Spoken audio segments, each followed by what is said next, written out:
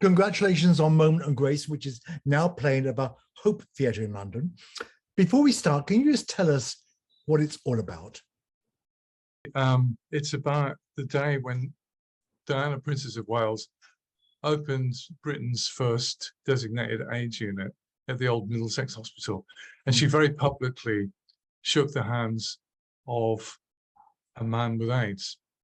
And up until that point, people who had AIDS, particularly gay men, who were adversely affected disproportionately at that time, were ostracized, were subject to extreme hatred and homophobia, and blamed for a gay plague which was self-inflicted, according to many people, public figures, and tabloid press.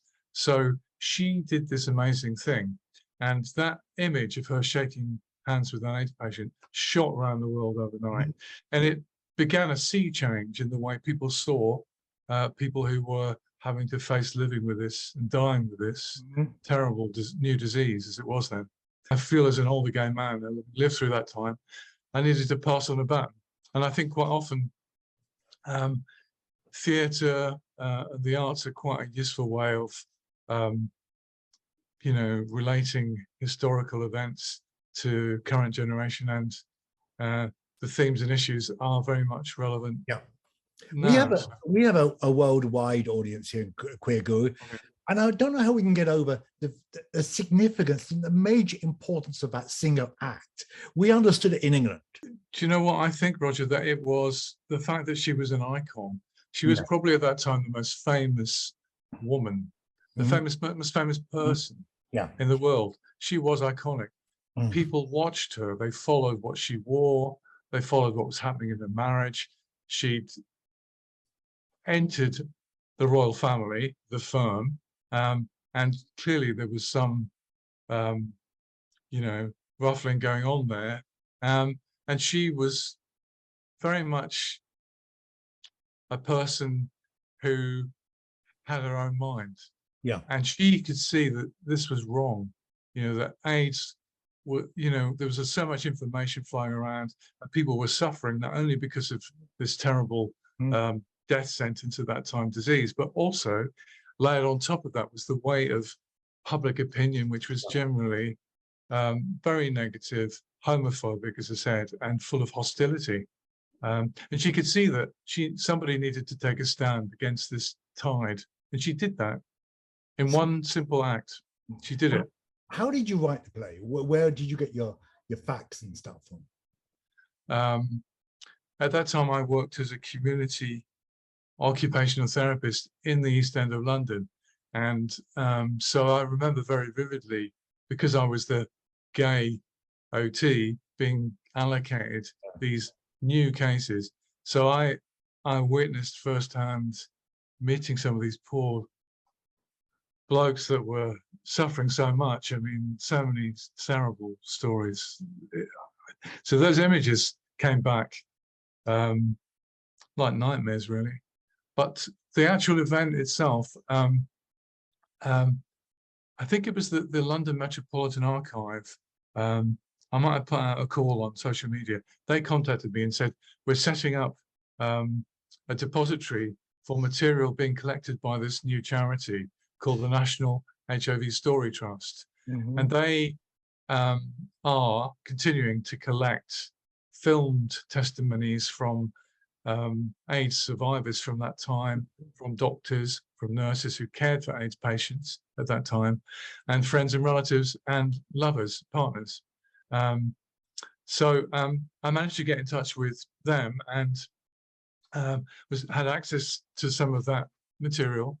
And then they put me in touch with individual people. So I met for coffee a long-term survivor from that time who'd also met Diana, not on that day. Yeah. But I was able to form through him and other people, met a couple of nurses one of whom worked on that ward on that day, another who worked at St Mary's in Pratt Street. They'd met her.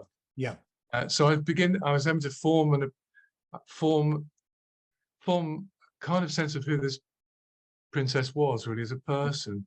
I tracked down a doctor that was there on the day, Dr. Rob Miller, and he was brilliant, informing me about, you know, the layout, how the etiquette was in the nursing hierarchy, the medical hierarchy, what it was like, you know, people coming in with these different opportunistic infections, their social circumstance, and the day unfolding, you know.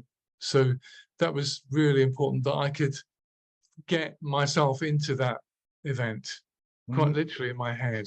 And then I have to pick 3 characters, and I've chosen a nurse, a young nurse, 24, from outside London, who, like many people, young people now and then and all time, travel to London to find themselves, to live and enjoy life as a young person, who had volunteered to work on this new unit. So you see her narrative unfold in reaction to all of this. And Andrew, who's a young gay man in his late 20s, he's one of the other characters. And the third character was harder to find. He is a fireman from Chingford. And for people who are not London savvy, Chingford is East End. It used to be white working class, but they were very supportive in the main of Thatcher, Maggie Thatcher at that time, because she helped people buy their homes, and you know, they were quite conservative. So they were. Donnie's really a foil playing against the other 2 characters. He's like representative of tabloid opinion at that time, really, but he shifts in the play.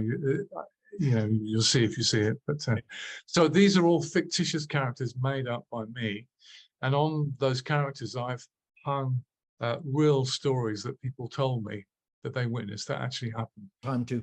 We should also explain to people who don't know the English system, the royal family generally are big supporters of charity. They're all the major charities, but all the safe ones, the horses, the children.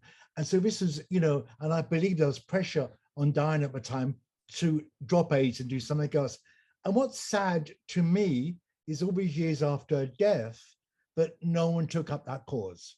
They all split up the horses charities, but the AIDS charity, which we still need, was almost swept under the carpet after she went. I think that's true to an extent, but her sons, certainly Harry, is still very involved with AIDS charities and you know, getting the message out there about the facts.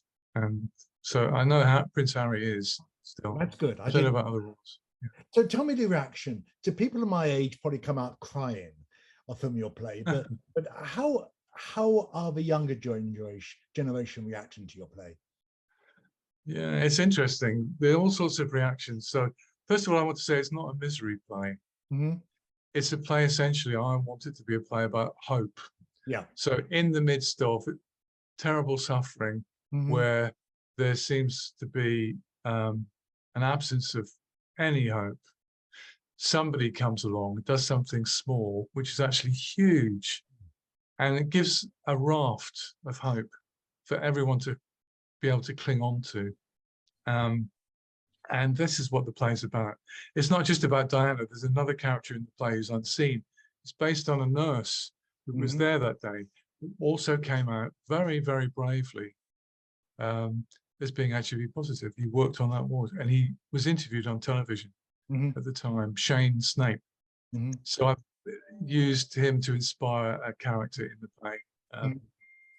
But audience reactions, well, yes, people have cried. People have also laughed because there are some funny bits. Yeah. Dark humor is often a way to get through terrible times. And that's how a lot of staff and patients didn't get through it, I'm sure you know. So there's some quite ironic lines. But yeah, there've been gasps, because I think people just can't believe the situation that particularly gay men, the play is set in London, obviously, at that time, so it's about that milieu they faced at that time. Just unbelievable, so far removed. We've come so far. Yeah. socially, politically, the LGBT community since then, let alone health-wise with HIV and AIDS. So I think it's important, Bren, that we tell our own history, we tell our own stories, and we tell them while they're sort of relatively fresh in our mind. But I'm wondering out loud, if Diana was still with us, what would she be thinking about this? What people have said to me, what came across very quickly, was she was a person that was full of very genuine humanity. Yeah. She could instill a tremendous empathy with somebody else's suffering, if you stripped everything back.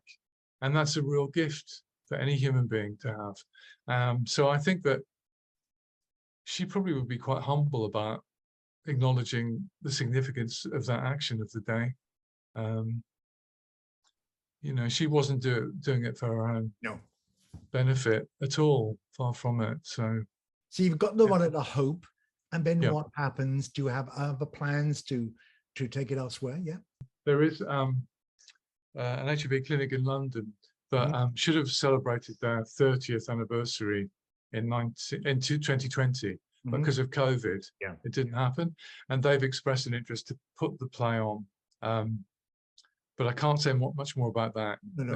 And they want to pair it with choreography by two young queer dancers who weren't born even in the, you know, they were like very young, in their 20s, Thomas Page dancers. They responded to the script of my play when we did it at the Bloomsbury Festival with a 10-minute choreography. Well, we're going to run your details after this, and people can follow you and pursue you when it's on next. Thank you for talking to us, and good luck with the play. Pleasure. Absolute pleasure, Roger. Thank you.